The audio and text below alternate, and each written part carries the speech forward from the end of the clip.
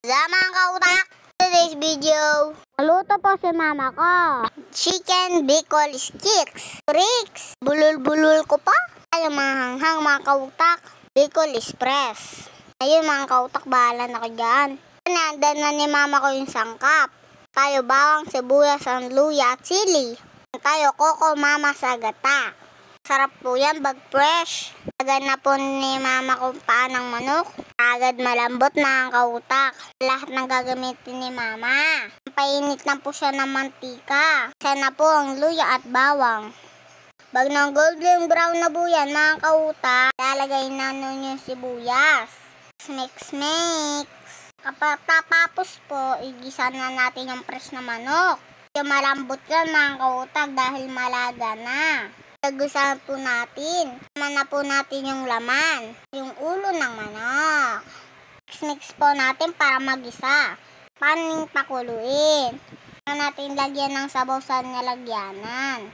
Ang lagaan. Para po hindi masunog yung niluluto natin. Para sa gulay naman, lagyan ni mama ko ng malunggay. Para po healthy onte.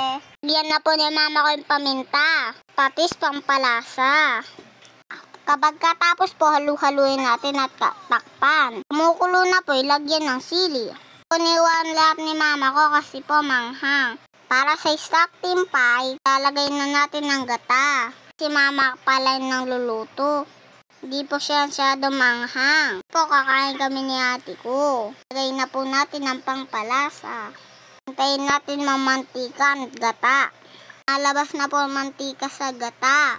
Pakuliin na lang po natin ng pakuliin. Pag lumapot ang gata. Mga kautak, pwede na po natin yung ulamin. Salamat po sa pampaluto ng ulam. Maraming salamat po sa papanood. Ingat! Like and share ng video. Po, palagi kayo update sa video ko. Sa mga bago para hindi kayo malate. Solve na naman si papa ko. Kayo mga kautak, ano ba ulam yung tanghali? Tara, kain na po tayo. Chicken Bicol Fresh.